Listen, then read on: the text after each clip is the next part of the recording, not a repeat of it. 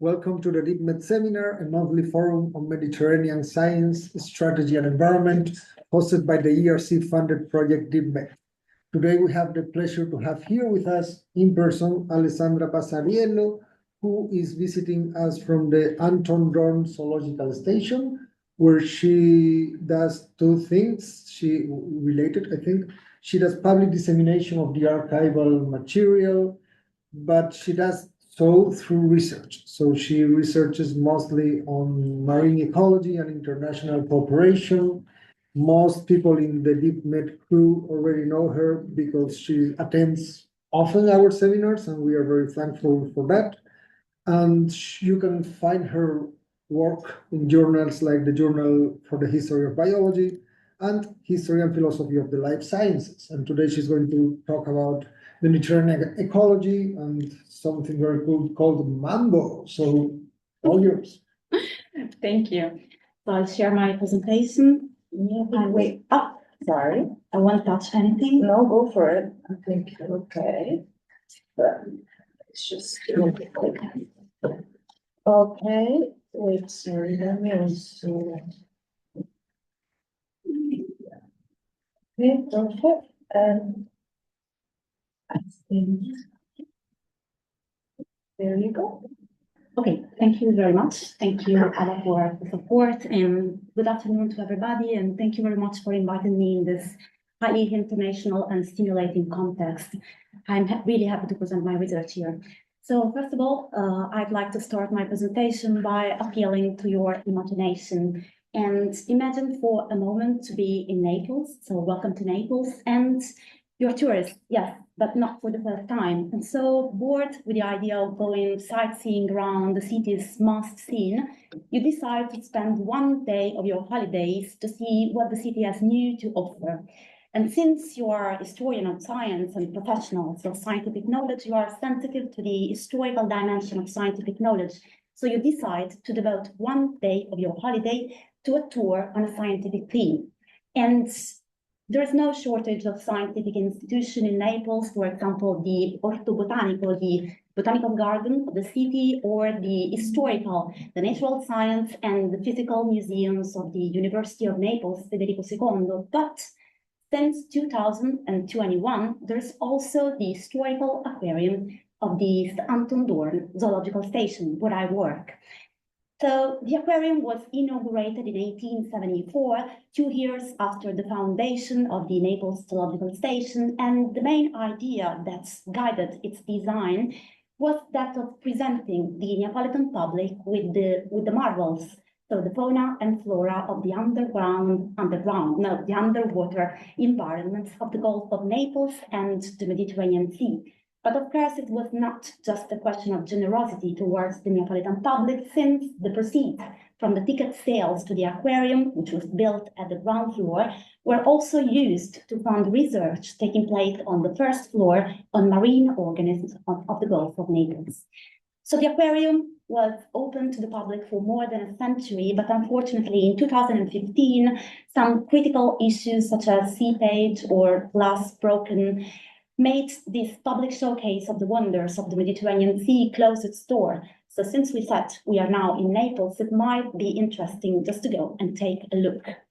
And crossing the threshold of the aquarium, we immediately find ourselves in a rectangular space, which has preserved as far as possible the original structure of the 19th century aquarium. If we walk from left to right, the parades of marine organisms of the Gulf of Naples and the Mediterranean Sea unfolds before our eyes.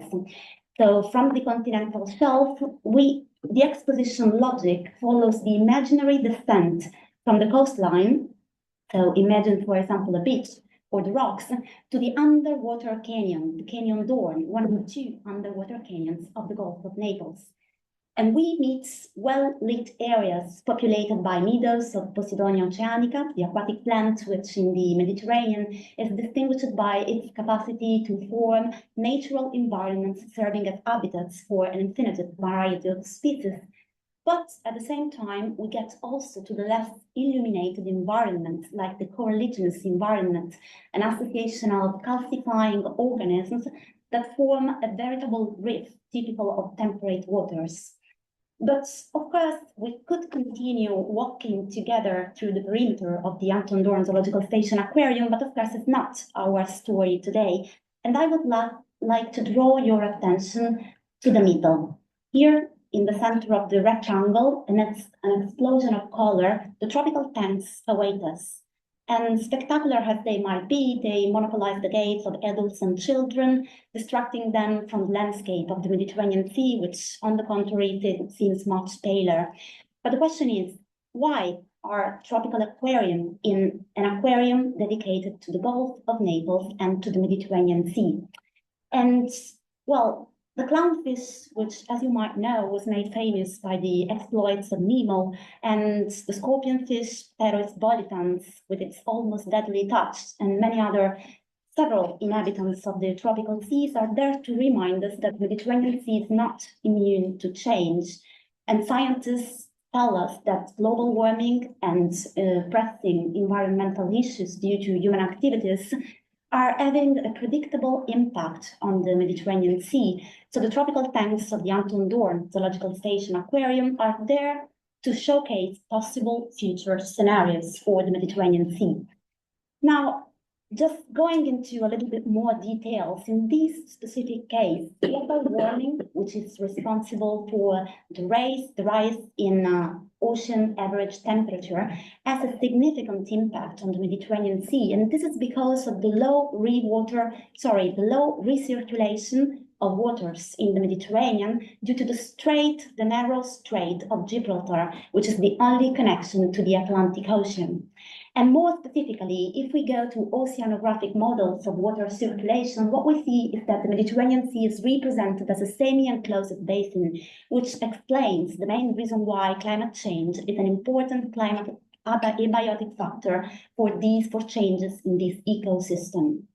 But from 1869, with the opening of the Suez Canal, the geographical barriers between the northern Red Sea and the eastern Mediterranean Sea were removed, thus allowing the introduction and massive penetration of species coming from tropical climates into temperate ones. And the passage, as you might probably already know, the passage was hindered at the very beginning because of the hypersalinity of the bitter lakes. You can see them in the picture on the left. Actually, the bitter lakes are two, the Great Bitter Lakes and the Lesser Bitter Lakes, which together divide the Suez Canal into two sections. The first to the lakes to the north, to the Mediterranean, the second to the south, from the lake to the Gulf of Suez. And over time, with the influx of waters from the Mediterranean Sea and from the Red Sea into the canal, the salinity of these lakes has diminished, and also the ecological invisible barriers that hindered the penetration of organisms, the directional migration of organisms through the canal, have been removed. So the point is that the adverse effect of Lessepsian migration as the phenomenon has been named after the name of the French engineer Ferdinand de Lesseps, who oversaw the construction of the canal, are well known today in literature. So it's mainly effects on native species, on native communities and ecosystem, and last but not least, on the economic services that coastal societies benefit from.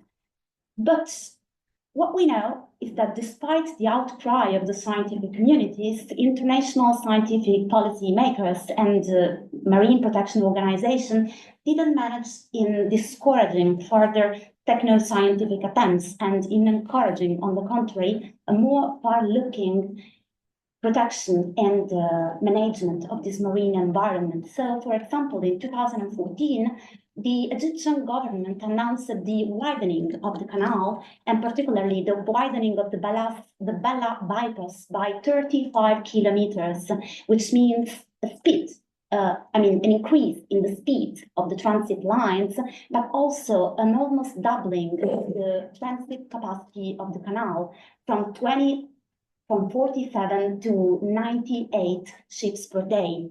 And this new Suez Canal, as the initiative was named, was officially inaugurated on August 6, 2015. So what we know is that despite not being perceived as a techno-scientific triumph as it was perceived in the 19th century, the widening of the new Suez Canal was still sold to the community as a powerful socio-economic vector, as a powerful vector for socio-economic development. And this is one which the natural environment will have to reckon with in the future. So the question is the one of the Anton Dohrn Zoological Station an apocalyptic aquarium? And the answer is, of course, not. It's just an aquarium that, like many others in the world, has fully embraced the educational mission, which is more and more demanded by scientific institutions, which is the one of promoting ocean literacy and particularly the knowledge of the ocean and of the main environmental issues that affect them.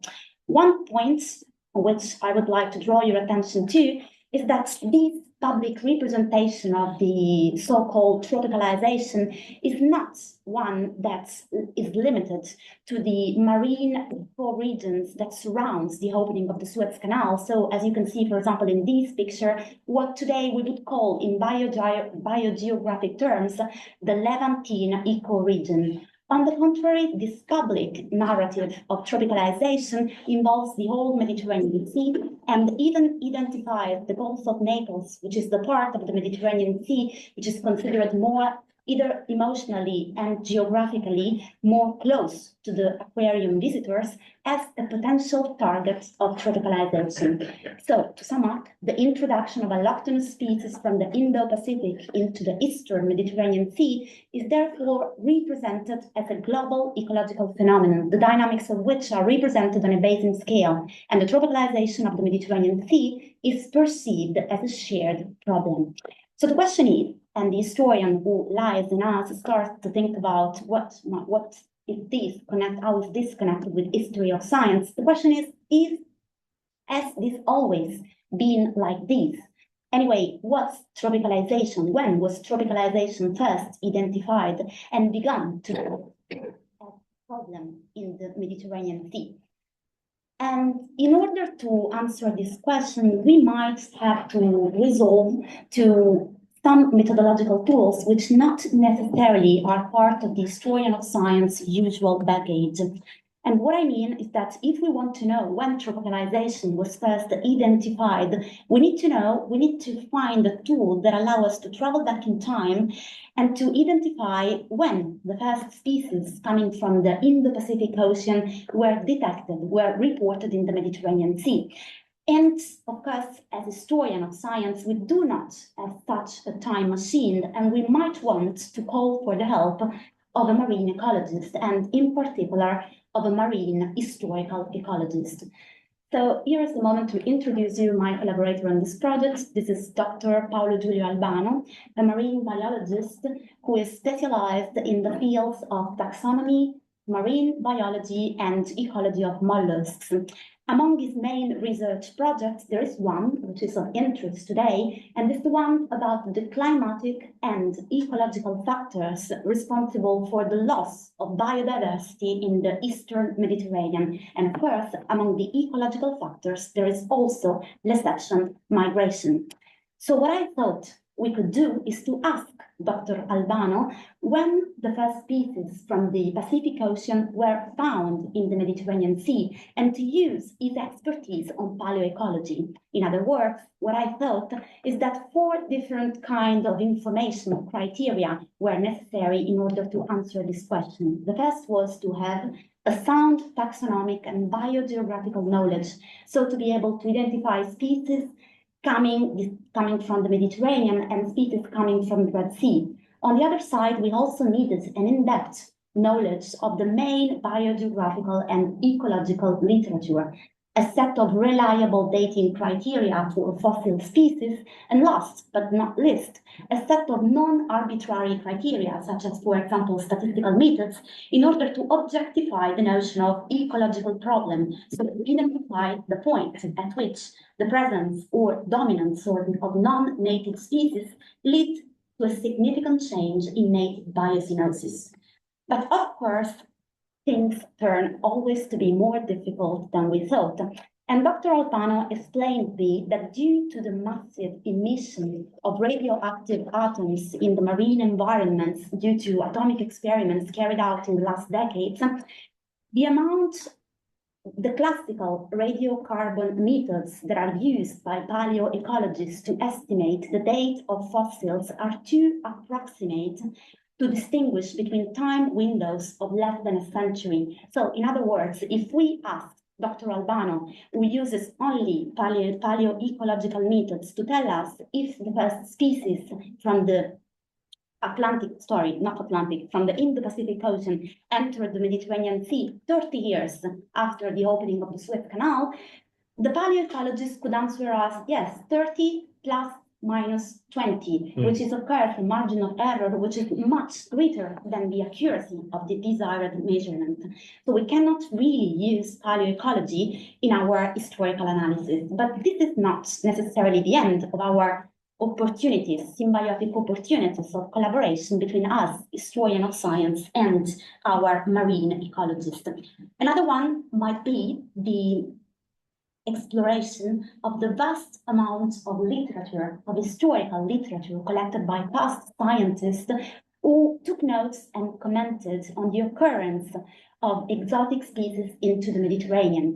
And if we say, for example, to the taxon of mollusks, which is the one for which our collaborator is specialized, we can see that through a bibliographic recollection, we see that the first mollusks from the Indo-Pacific appeared, or at least were reported, in the Mediterranean Sea towards the end of the 19th century and the beginning of the 20th century. So that's really the migration of Lessepsian species into the Mediterranean took place just a few decades after the opening of the Suez Canal. Just to give you some, just to give you some examples of these, we have indirect evidence, for example, the one taken from the biographical sketch on Gunnar Thorsson, who was a marine biologist.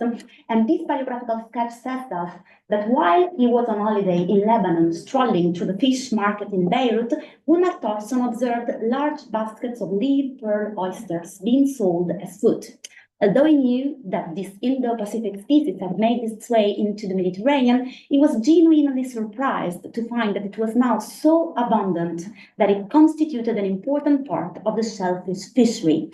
Indeed, what we know about Pinctada radiata, the mollusk, is that already towards the end of the 19th century, in 1878, the Italian malacologist Tommaso Maria Marchese di Monterosato had distinguished, had identified and named it on the coast of, at the time was mandatory Palestine, today Israel, in the Bay of Haifa.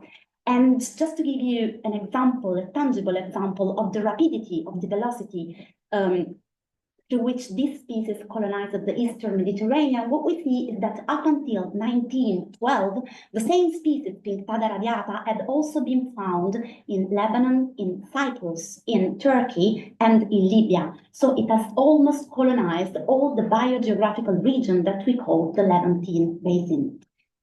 Turning now to the fish, these examples might be a little bit more interesting because it opens up a window for doubt. I will explain myself better.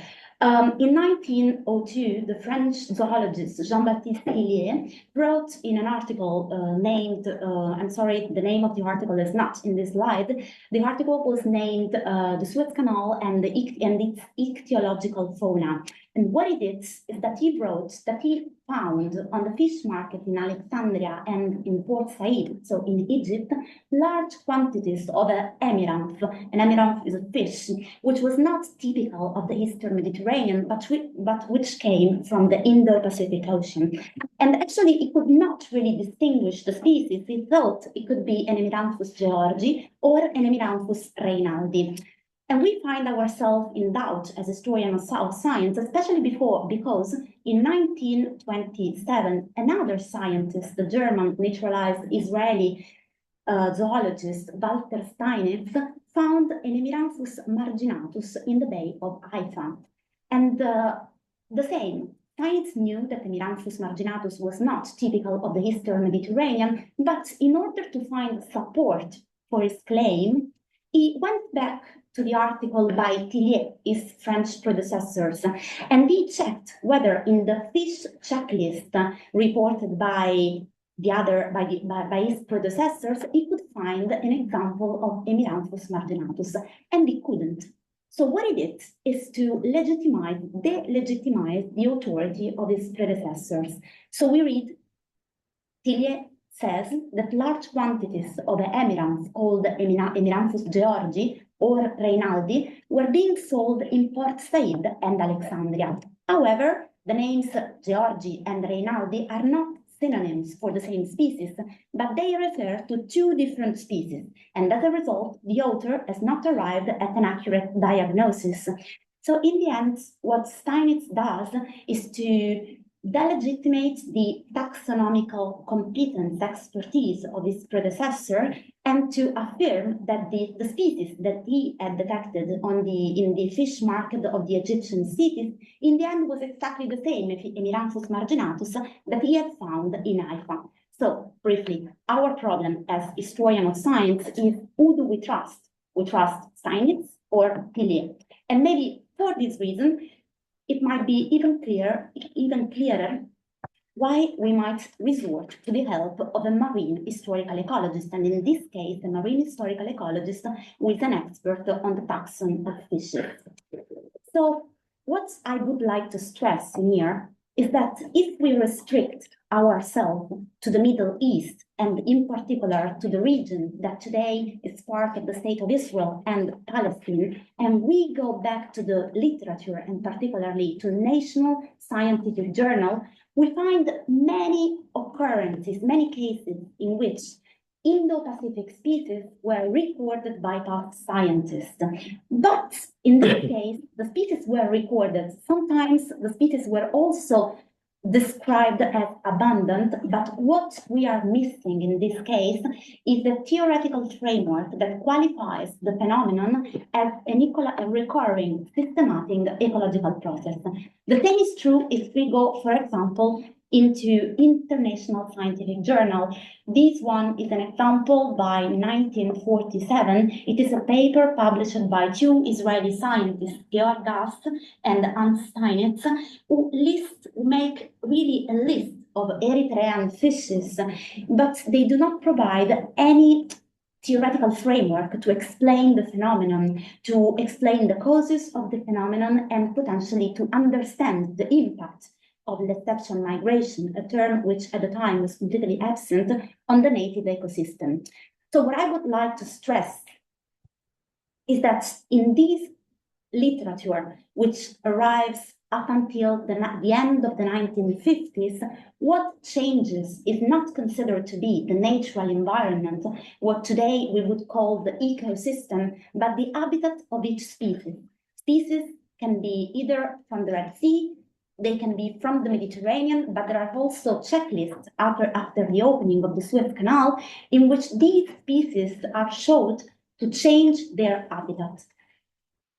We would say, as historian of science, that we are probably facing a lack of imagination.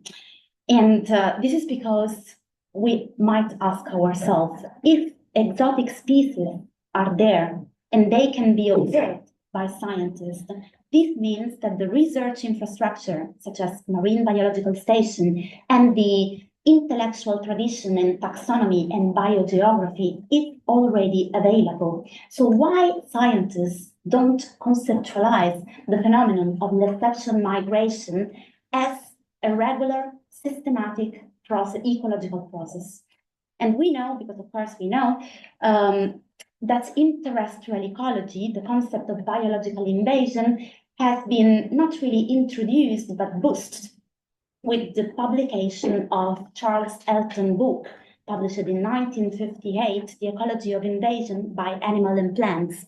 We also know that before the publication of this book, there were many other authors who had already published on the movement of species, the dispersal of species, the wandering of species, and so on. So they had used a different terminology they had framed the concept in a more local way, but still they had made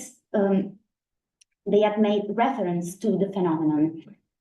So we might say that by the late 1950s, the phenomenon of biological invasion was well established in the terrestrial marine ecology. But we also know that marine and terrestrial ecology have developed as largely separate intellectual endeavors, which have hampered the search for general patterns and mechanisms. This is why the main question that I'm trying to answer is how has the concept of biological invasion migrated from terrestrial ecology to marine ecology to the point that in 1951 and in 1961, 71 and 1978, just to give you two examples, we find this concept of Lessepsian migration, which is one particular case study of biological invasion, so accomplished, so established that it can make its appearance in a title. So the title of the first article of Francis Dohrn, a marine ecologist from Israel, entitled "The 100 Years of Suez Canal, a Century of Lessepsian Migration." In this article, Lessepsian migration are mentioned as 100 years as best, since one of the biggest biogeographical experiments started with the opening of the Suez Canal. So the concept is already well. So just to get to the heart of the presentation, just let me check. Yes, fine. So to get to the heart of the presentation, which is also related to the Marine Association for to the MAMBO, Marine Association for Marine Biology and Oceanology. My main interest as an historian of science is to track the network of scientific knowledge circulation that made it possible for the concept of Lessepsian migration to go from terrestrial ecology to marine ecology, or if this is not the case, to take shape in the context of marine ecology. And the reason why you see before you a representation of the world map with no particular points mentioned is that this is tracking this knowledge network is very difficult because of the scarcity of historiographical literature in marine ecology, and particularly in marine ecology in the Euro-Mediterranean area. So this network looks more like a canvas yet to be woven. So what we can do in this situation is only to dust off our hands and to go straight to the archives. So let's enter together the candlelight atmosphere of the historical archives of the Anton Dohrn Zoological Station. And here, thanks to the recent openings of deposit archives, we could come across 13 folders with a very curious inscription on their back. The inscription is MAMBO, which stands for Mediterranean Association for Marine Biology and Oceanology, an association which was founded in 1964 and who kept active until the early 1980s. Its traces fades in the archive, so we really don't know when the association ended its activities. And the reason why I'm interested in this association is because I have the feeling that this MAMBO marks a turning point in the conceptualization of the Lessepsian migration as an ecological phenomenon, and in the adoption of a pan-Mediterranean perspective on this particular process. But let's take our time to test this hypothesis. So in 1963, representatives from the main research station from the Mediterranean Sea met all together in order to assist to the conference on marine biology in the Mediterranean basin. The conference was organized by the United States Academy of Sciences and was sponsored by the Rockefeller Foundation, which provided the facilities at Villa Serbelloni, a villa in the Italian town of Bellagio on the shores of the Lake of Como. And this is certainly a classical example of post-World War II international scientific cooperation, since the conference benefited from American sponsorship. And of course, the Mediterranean focus of the conference revealed interest that went far beyond the Atlantic and the Pacific coast. We certainly know that by the mid-1960s, the ocean were a new frontier for military application and for the extraction of mineral resources, such as, for example, manganese nodules, but they were also one of the least explored environments, and thus a potential airbringer for the discovery of new theories, things, for example, of the theory of plate tectonic.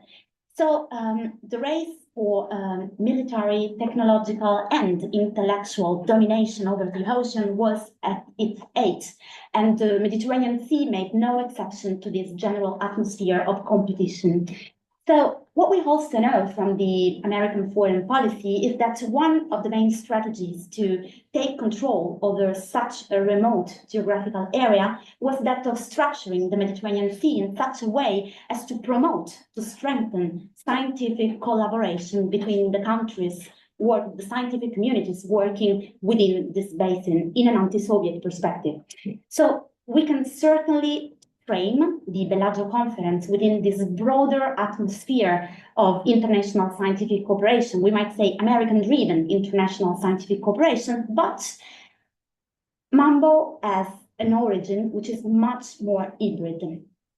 Almost 1 year after the Bellagio conference, 47 representatives from the main biological station of the Mediterranean Sea, and particularly from 15 countries, met together at the Naples Zoological Station, invited by the then director of the institute, Pietro Dohrn, in order to found the first scientific association which would bring together, ideally, all the marine biological laboratories of the area. And the main goal of the association is well exemplified by the opening sentence of the conference report. Marine biology is a unitary science, but not a unified one. So the advancement of marine knowledge could be considerably facilitated by the creation of regional confederation of marine biology stations. So the main goal is to unify marine biological and ecological knowledge, and to unify scientific research on marine ecology and biology within the Mediterranean Sea. We can see that since the very beginning, MAMBO qualified as a very inclusive association. Indeed, for example, if we take a look at the membership summary on May 17, 1965, so at least almost half a year after the foundation of the association, we see that the main scientific communities represented are the Italian and the French one, Italy being represented by 3 group members, three research group and 4 individual members, and France being represented by 3 research group and 1 individual members. But other communities were also represented, such as, for example, Lebanon, Israel, Malta, Turkey, Spain, and also Algeria. So I know that being in Spain, you might want to know who is the Spanish researcher who took part in the MAMBO Association, and it was Fra Este, I don't know what's the name, the proper name of this person, Garcia del Cid, and he was based in Barcelona. So MAMBO membership for Spain, so his membership to MAMBO was not an individual membership, but was a group membership. So this means that there were more researchers coordinated by Francisco F., we imagine, Garcia del Cid, operating in Barcelona. So there is more research to be done on this subject. So what we can see, just taking a quick glance at the membership summary of MAMBO, is that both the Eastern Mediterranean and the Western Mediterranean were very represented from the beginning, but the same cannot be said for the North-South divide in the Mediterranean Sea, with only one individual researcher from Algeria enrolling into the organization. Working into the archives, reading further documents, what I could see is that the participation of the Maghreb, North African countries increased through time with the entering of Tunisia, of Egypt, and of Libya within the association, and particularly with Tunisia playing a very important and active role in the organization of training courses concerning problems related to fishery. So we might say that through the life of the association, the north-south divide was progressively, we might say, filled. So the first main goal of the MAMBO Association was to create a shared environmental marine culture within the scientific communities working in the Mediterranean Sea. And this is why on the first official meeting of the executive committee of the association, which took place on March 1st, 1965, the executive committee identified the organization of advanced training courses as one of the priorities for the association. Indeed, the association of specialized training courses was instrumental in shaping a new generation of marine biologists who adopted a pan-Mediterranean perspective on the same ecological processes, on the same ecological problems encountered on the regional level.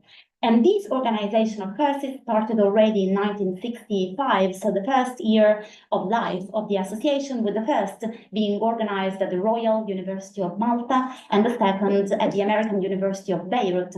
The third course, which is interesting to us with respect to Lessepsian migration, is the one organized at the end of 1965 during the Christmas holidays in the city of Eilat on the Red Sea in Israel. And this course was basically focused on tropical ecology. The course on tropical biology. The course was sponsored both by MAMBO, so the association, and by the Hebrew University of Jerusalem and the Israel Research Council. And the main focus of the course was to make Mediterranean scientists become acquainted with tropical biology, with a far-looking view on how the Mediterranean might evolve in the nearest future. So this will become much clearer in a couple of minutes. The second main goal of the association was to set up cooperative research project that might resolve one of the main problems associated with the study and monitoring of a highly fragmented natural environment, such as the Mediterranean Sea. So an environment which was traversed by social, geopolitical, and cultural tensions, we might say. And among the many cooperative research projects that were launched by the association, we have one on fishery, I told you already, the one based in Tunisia. We have one on aquaculture, another one on marine pollution, and another one on medical oceanography. There is one which is particularly interesting today for us, which is the one on biological exchanges between the Eastern Mediterranean and the Red Sea. This is a project that took shape almost at the very beginning of the life of the association in 1965, on the occasion of the General Assembly, which was held in Malta towards the end of November 1965. The Assembly decided to identify a special committee who would write down a proposal for the study of this subject. The committee was made up by scientists coming from Israel. We have 3 different scientists from Israel, people coming from France, from Italy, and curiously by one representative of the Smithsonian Institution, one thing which will become clear in a couple of slides. So the main thing is that the research cooperative project on biological exchanges between the Eastern Mediterranean and the Red Sea had to be first organized, structured, and then presented to the UNESCO conference, which took place 1 month after in Split, in Croatia, during the month of December. And the main reason why this presentation was very important was because MAMBO membership fees were not enough to fund such a cooperative research project, and the aim was to intercept international funding coming, for example, from the General Fishery Commission for the Mediterranean of the Food and Agriculture Organization, from the CIESM, which is an acronym for Commission Internationale pour l'Exploration Scientifique de la Mer Méditerranée, and many other international and national, we might say, political stakeholders. So this really had to happen because the MAMBO Cooperative Research Project was not cheap at all. The project overall included, first of all, fieldwork activities and laboratory activities, and was organized in such a way as to encompass the whole Levant basin, focusing on three main geographical areas. So first of all, the fieldwork activities, they were not cheap at all. As you might see, they were including, for example, hydrographic measurements, and just think, for example, that you measure the water temperature, a deep sea reversing thermometer was necessary, and this was expensive. The same was true for water sampling, which was done through the aid of Niskin bottles, the same, which had to be bought, and of course they were also very expensive. Another important thing is that once the water and the biological samples had been sampled, they had to be taken into the laboratory for identification, sorting, and further processing activities. And this had to be done through the establishment of a sorting center in the Mediterranean, and particularly in Israel, through the aid of the Smithsonian Oceanographic Institution, which in 1962 had already established the first oceanographic sorting center in the United States, and which had now to, let's say, lend its own knowledge to establish such a center also in the Mediterranean. Let me please check how many minutes. Okay, I'm fine. I can conclude easily. So we said before, fieldwork activities and laboratory activities, and these required a huge amount of funding. But the same was true also for the geographical coverage of the project. Just think, now this map is not part of the documentation, it's just a map that I could find on the internet, because no maps, unfortunately, are available in the archives. And Zone 1 was included the littoral waters of Israel and the extraterritorial waters to which Israeli boats had access to. So you have to imagine Zone 1 divided into two subzones, the Mediterranean and the Red Sea one. Then we had Zone 2, which included the North African countries from the Gulf of Benghazi in Libya to the eastern borders of Egypt with Israel, and Lebanon, the coastline of Lebanon and Syria. Then we have Zone 3, which was made up by all the territorial and extraterritorial areas from Cyprus to Rhodes. So basically Turkish waters, Turkish and Greek waters. And the interesting point to me is that in this case, research zones in the Eastern Mediterranean reflect maritime boundary claims in the 1960s. And also more interesting is that sometimes these zones, like for example, Zone 2, which includes the North Africa and Lebanon and Syria, also reflect geopolitical alliances, because in this case, Zone 2 reflects the alliance, even if it's not political, but at least the cultural and the historical alliance between Arab-speaking countries.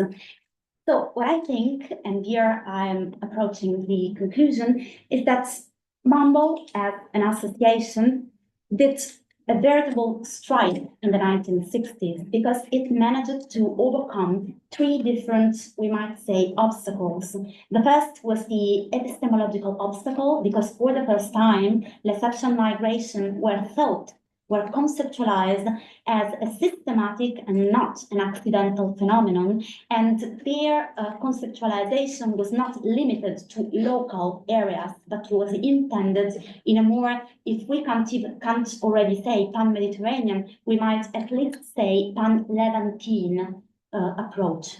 The second obstacle was, of course, the geopolitical one. For the first time, scientific communities, which saw as almost impossible to cooperate, found themselves in a framework, in a scientific institutional framework that allowed for collaboration, even if collaboration was not direct. As you can see, the division of zones tell us that there was no real communication with scientists, but at least there was comparison between the results and the standardization of methods. And finally, the third obstacle, the epistemic one, it was the very first time that Lessepsian migration was not only conceptualized, but sold to public stakeholders as a problem, as something with which environmental organizations and marine policies had to reckon with in light of future possible scenarios. So I will conclude with two very short images, and the first is something which I'm really involved into. I started my presentation by focusing on the educational role played by aquaria in promoting ocean literacy, and bringing to you the case study of the historical aquarium of the Anton Dohrn Zoological Station. What I am interested in is to understand to which extent history of science can contribute to promote ocean literacy. So I decided to use the image of a marine library because it looks a little bit like an aquarium fence, but with no fish, with just stories to be told. And another image I would like to leave you with is the one of a library, of a half-empty library. And what is it? It's actually a library. It is a metaphor for our historiography, which is really biased towards the Anglo-American world. And so the idea is that a geographical bias in the bibliography is like a half-empty library. So thank you for your attention.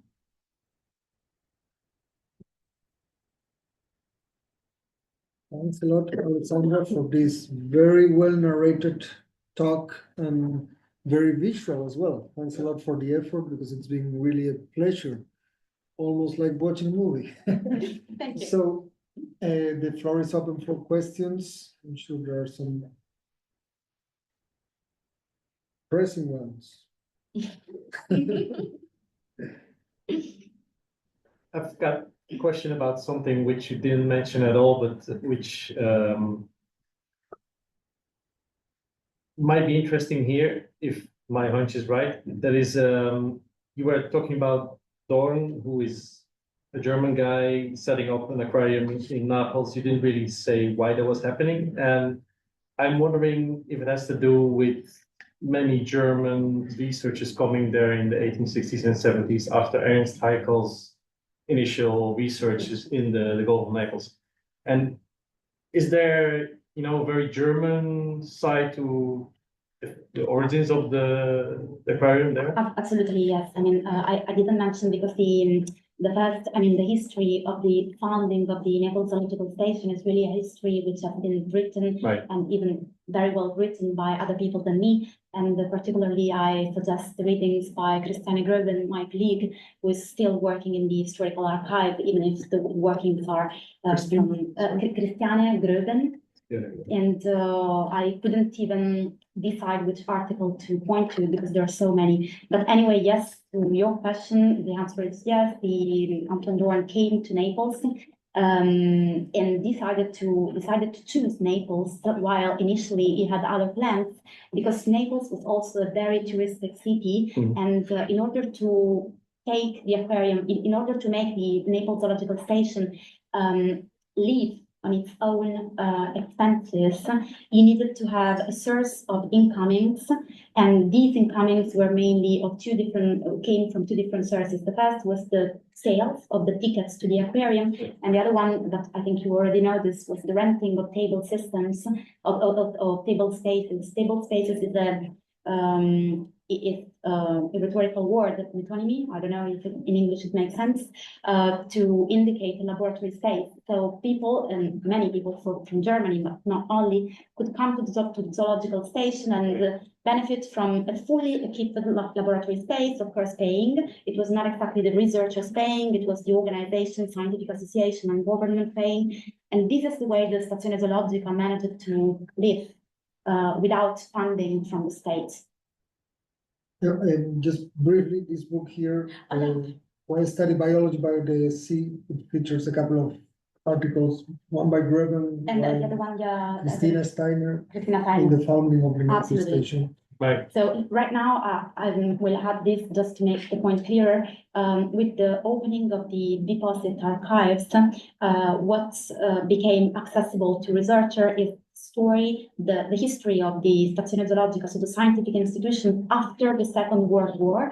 And of course, if you are an historian of scientific institution, you will find a lot about the scientific life, association, statutes, regulations. But if you are an historian, for example, of ecology, there you will find most of the materials which interest you, because you know ecology, especially in Italy, you won't find so much in the 1920s. So this is why it's a treasure. It's right now it's a treasure open, of course, to not only to internal scholars, open to the public.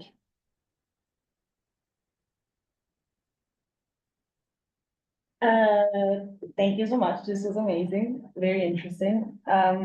I had a question about sort of the training courses that you mentioned, a bunch of different ones in Tunisia and one that was then, the ones that were then sort of standardized, I guess, Yes, by MAMBO.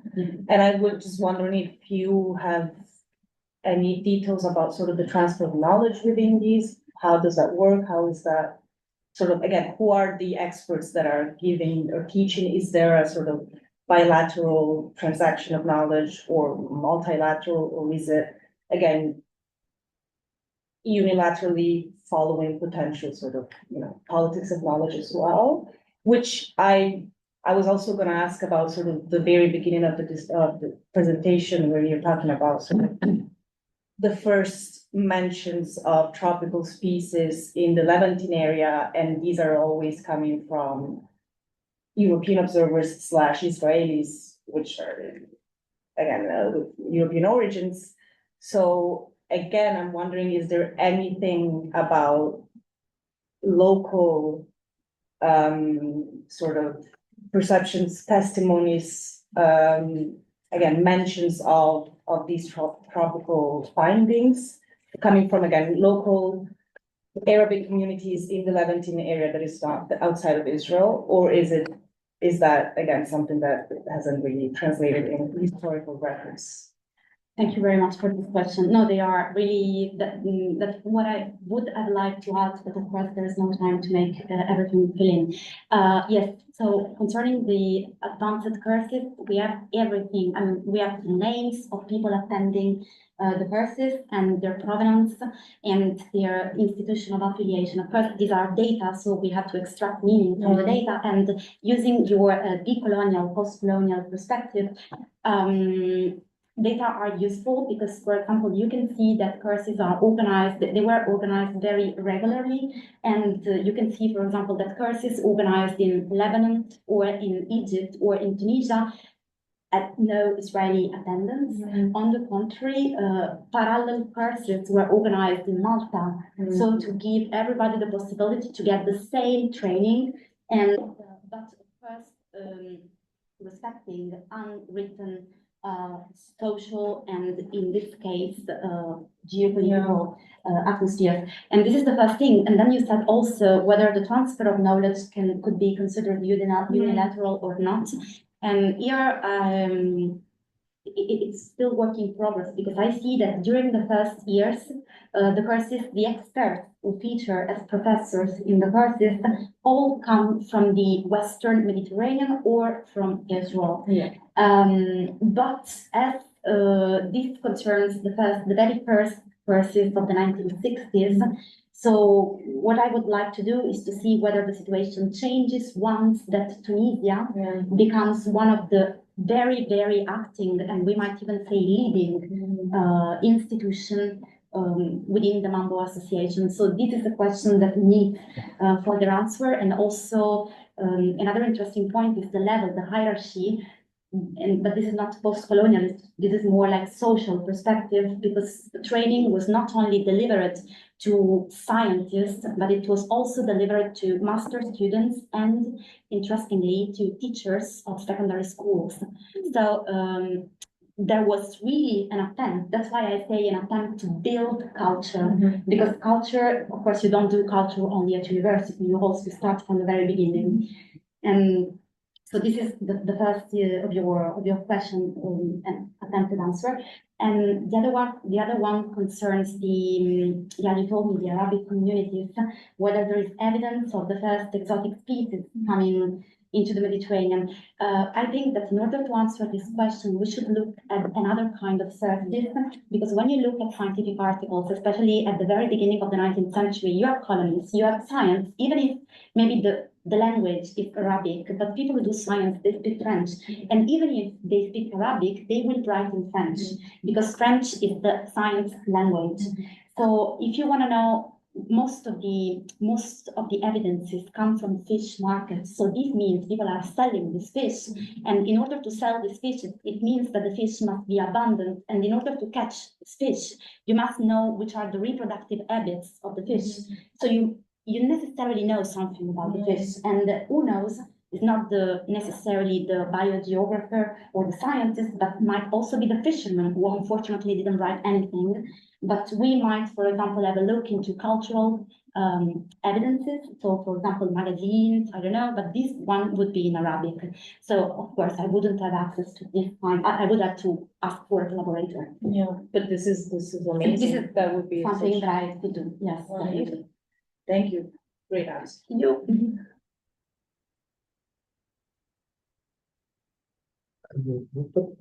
I have a question that maybe I'm stealing from Jose Carlos, but did they have anything on pollution as well as on, because as you know, and we've discussed before, Peter has talked about the UNEP map of 10 years after this, or even later, yes, 75, I think, as the first instance of an environmental agreement driven by researchers. And this seems to be a very interesting precedent of transnational collaboration. Of course, the difference is that there was no transnational or international agreement for environmental protection associated to MAMBO, but it's an interesting precedent. So it's interesting to know that they were not only interested about biological invasion, but also issues of pollution, right? Yeah, right. There were many, apart from the Lessepsian migration, there were, as I mentioned, other cooperative research projects, and one of them was medical oceanography, which might look like very far from pollution, but it's not, because medical oceanography was mainly focused on the presence in sewage, I think we say, of water coming from anthropic wastes, of chemicals, like, for example, estrogens or other kinds of pollutants, which might not only affect the quality of water, but also affect biological organisms. So I don't feel exactly comfortable in saying this is the first conceptualization of the phenomenon of bioaccumulation and biomagnification, as I would feel comfortable in saying this is the first conceptualization of the phenomenon of Lessepsian migration, because I have not expanded on this subject. But yes, there is a lot of interest towards marine pollution, which is detrimental to the ecosystem, and pollution which is also detrimental to human health. Yeah, human health. But this is still a topic I have to work on. What I know is that France played a leading role in establishing this cooperative research project, and that the project was also highly related to the level of urbanization of the coastal environment.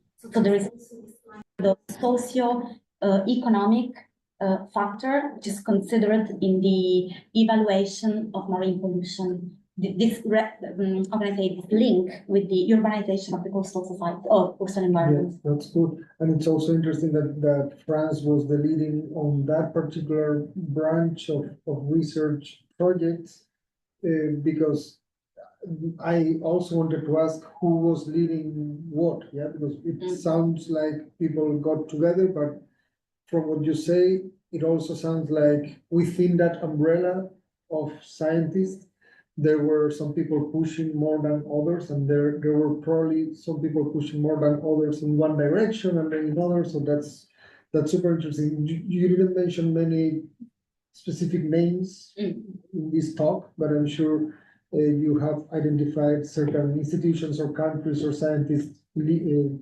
trying to take the research in one direction or the other? For example, the Lessepsian migration project you understood basically reflects an Israeli interest. I wouldn't say it reflects an Israeli interest. I would say it was led by Israel, but the interest was also highly perceived by neighboring countries, because of course the sea is common. The marine pollution, yes, in the Terbom, I don't really remember in this moment which is the acronym, what the acronym stands for, but it's an institution based in Nice, in France, and the fishery project, as I told you, was based in Tunisia, and it seems, but I find really poor evidence of this, that the project on aquaculture was based in Spain and had Ramon Margalef as one of its main leading authorities. Then it remains to be verified whether the authority of Ramon Margalef was not used mostly to push the project forward. I mean, whether he was really interested in because I know that it was basically on plankton ecology, so I don't really know how much aquaculture it could have been interested in. This is something to check in the sources and possibly in the literature if there is some which I didn't notice already. So yeah. Okay. So would you say that Israel was possibly the country where research on Lessepsian migration was kind of more important for prompting this collaborative effort? I'm saying that because when doing some very rough research, on the origins of Lessepsian migration, and I bumped into this guy Ventuvia, who was listing for many years, like doing this. Now we call them status reviews, something like that, of the problem, how many species have been identified, and he launched like 57, 60, every 4 years he would launch some update of the study. But not with the language of concern as we know it emerges in the 70s. You have shown, and I have seen it elsewhere in like putting Lessepsian migrations in the center, as a problem of the Mediterranean. This guy Ventuvia was kind of, this thing is going on, but for many years it was there, but it wasn't a problem. What do you think changed in the 60s, and was perhaps the role of Israel in prompting or in offering evidence, or? I think definitely that it changed. I mean, the importance, the ecological and political, I want to say, marine policies. So environmental importance of the phenomenon, I think, starts in the 1960s. I mean, the perception of the importance of the phenomenon starts in the 1960s, and I think that the Israeli scientific communities made, offered a lot of important data, evidence of the occurrence and of the importance. I don't want to say importance. I want to say of the impact of the phenomenon on native biosynosis. But then I think that without MAMBO, without this national association, well, of course, we cannot do experimental history, so we don't know how it could have evolved without the association. But I have the feeling that the association played a huge role in making the problem visible to a broader audience, not only as an Israeli problem, not only as an Egyptian problem, but to see it as a Levantine and so Mediterranean problem. So this language of concern, which you were mentioning before, I can find it for the first time in these publications from the 1970s, which are the result of the activities in the 1960s. We never know. Might come up a publication from the 1940s. I didn't consult, but the vast majority of the literature points in another way, in another direction. And also, it's connection you find between the problem being there, and this kind of opportunity concept coming along, the idea of invasion, the ecological concept of invasion, like both at the same time, right? The ecological concept of the concept of ecological invasion coming or appearing more or less at the same time as this widespread concern was emerging among scientists in the Mediterranean. It makes me think about the chance, sometimes in getting this for things to happen, in this case, a public concern based on science and international collaboration among scientists about certain issue, and the importance of words, sometimes because invasion is a very loaded term, Yeah, in this presentation, I didn't really mention all the problems associated, linguistic problems associated with the word, as you might not have, noticed this because it was not on, it was on purpose, but I didn't want to make it explicit. I used the term alien in the title, and then exotic, and then non-indigenous, and then whatever, just because I know that all these words are a part of the discourse in a Foucaultian sense. I don't know. So when you use this word, this lexicon, you are delivering a message. For example, when you use alien, you generally want to scare. So, and you want to scare or to raise public awareness in a way which is traumatic. You want to say, we are on the verge of a catastrophe. And on the contrary, when you say non-indigenous species, it looks like, where do they come from? I mean, what is indigenous? When you say exotic, you mean that the Mediterranean is becoming, I don't know, you think about warm beaches and you sunbathing in November. And now I'm making a little bit of a joke, but in this presentation, I didn't want to take explicit part in none of these lexical choices.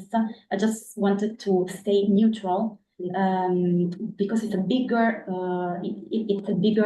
argument that probably deserves a presentation on its own, and not only on Lessepsian migration, but on the public discourse in the environmental crisis, which is presented to the public as something catastrophic sometimes, and possibly there are other alternatives, and maybe history of science can be one of these alternatives. So Pablo is writing, apologies for missing out.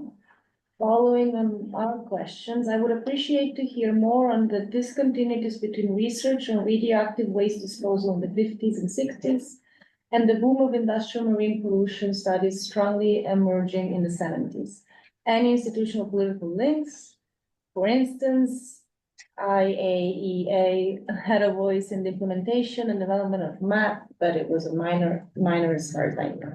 Okay. Pablo, thank you for your question.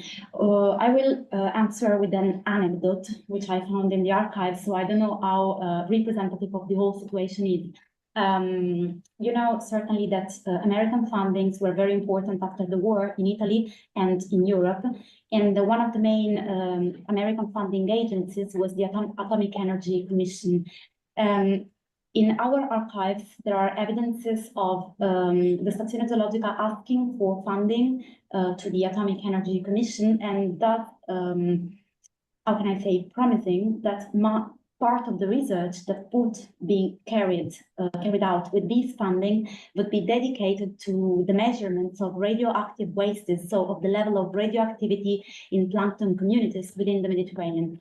And one of the responses of the US Atomic Energy Commission was that the Mediterranean Sea had not sufficient levels of radioactivity in the plankton to justify funding for the institution. So now I'm not an expert, so I cannot really tell you how important was the effect from an ecological point of view of radioactive wastes on the ecosystems of the Mediterranean Sea in the 1960s.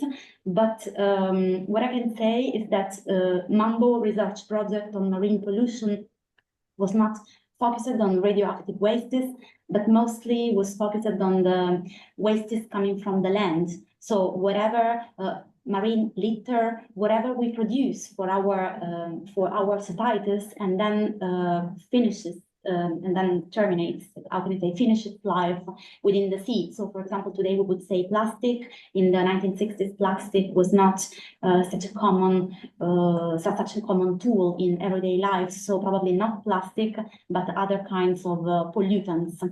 But just to close the answer, I have no evidence for radioactive wastes.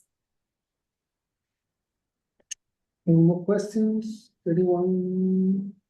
I have a question. Please, Effie, go ahead. Where am I? Hi, Alessandra. Thank you so much for the great talk. I really, really enjoyed it, obviously. My question relates to what your response to. I don't see Alessandra. I speak for a moment, so maybe I appear. Yeah. Yes. It's not that I don't want to see you guys, but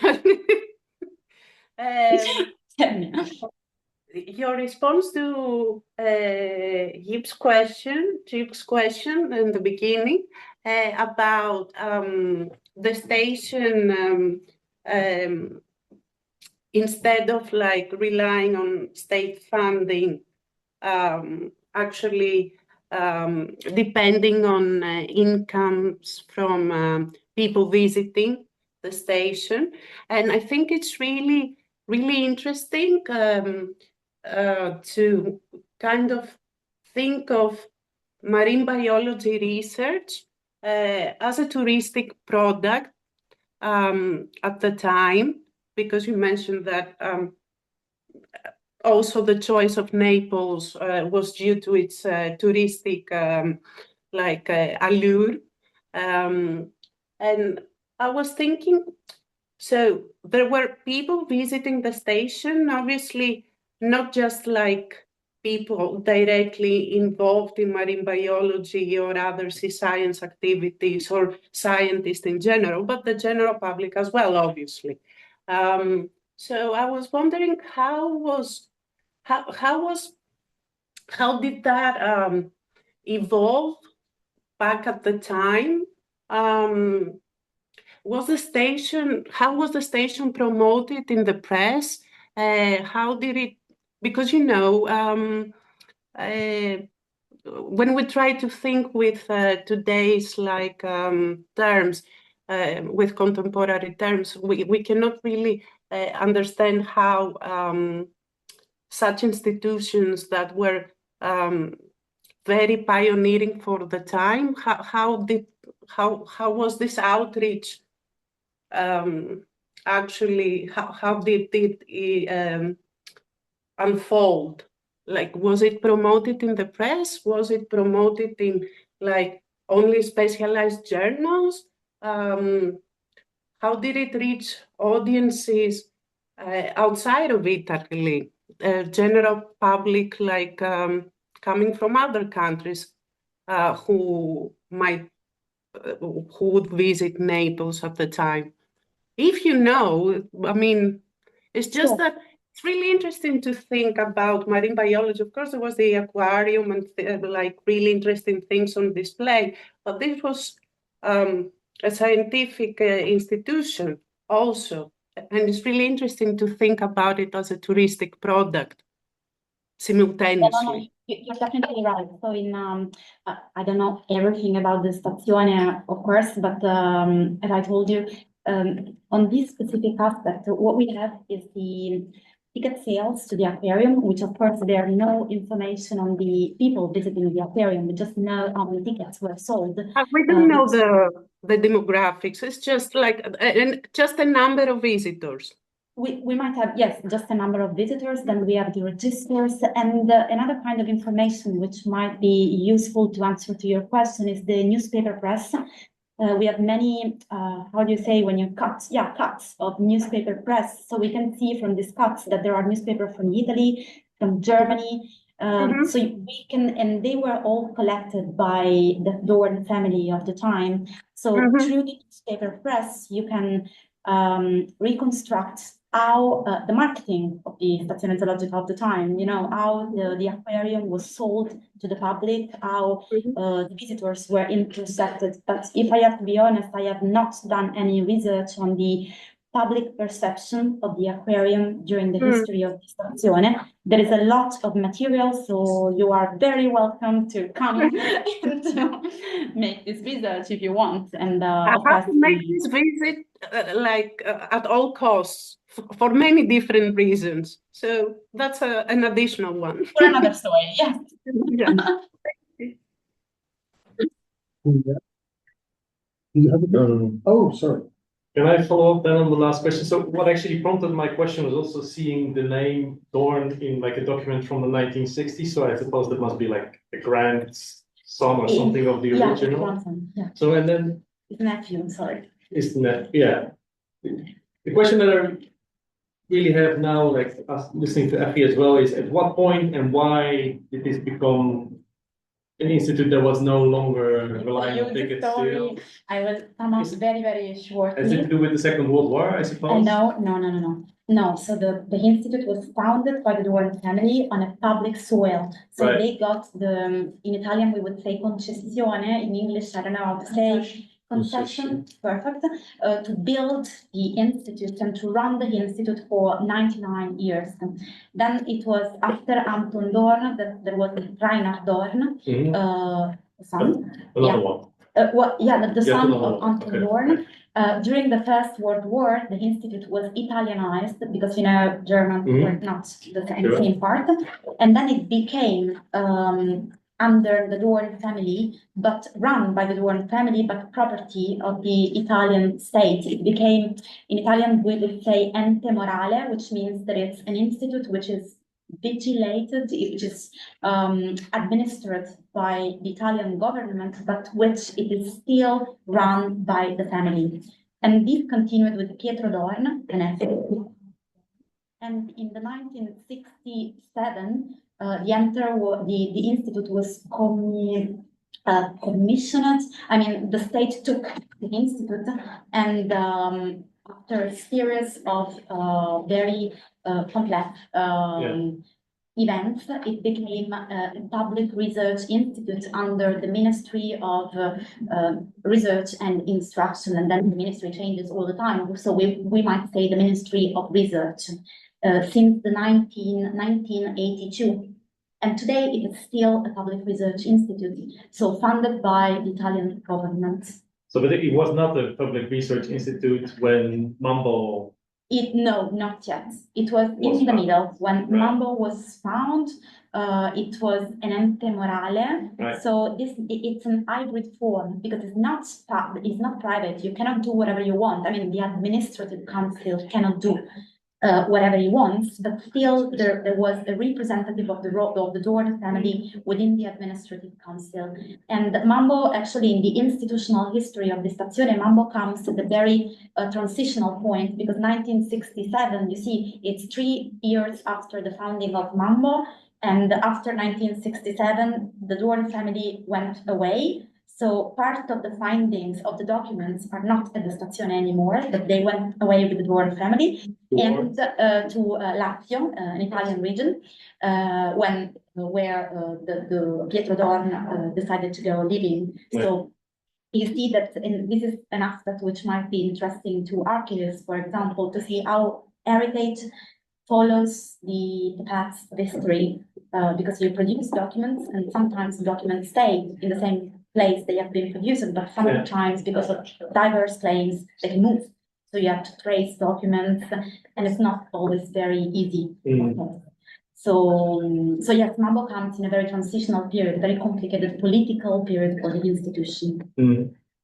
I mean, what is interesting about like the whole history of the thing is that the initial surge of the research there is led by individual German people who are very far from the Mediterranean, and then this institute becomes important, becomes a hub really of Mediterranean zoology Yeah, but I research. would say that, Germans And at some point, of course, they're not very German often anymore, right? So, yeah.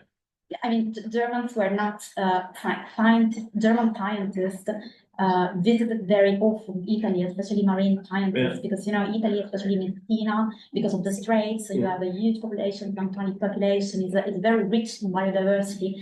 So the Italian voyage, Italian journey was not something weird for the German scientists to do. The weird thing, if we might define it like this, is the idea to open a research institute in Italy for a German scientist. But this is a little bit also what makes the Stazione Zoologica so peculiar, we might say, so unique in a way. Not doing public publicity, not promoting. Thanks, it's really cool the whole history of the institute as well. Besides the research on which you focus, sorry for side. Here, all yours.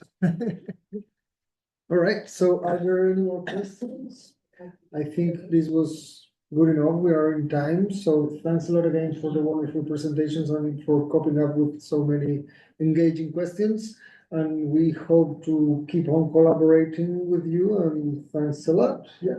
Thank you. Next month, by the way, we are meeting on June 11th to keep talking about the Suez Canal, but this time from a more geopolitical point of view. So it's about the opening of the Suez Canal and the making of the Mediterranean as a political unit. June 11th. See you there. Bye. I believe that the Egyptian government has also planned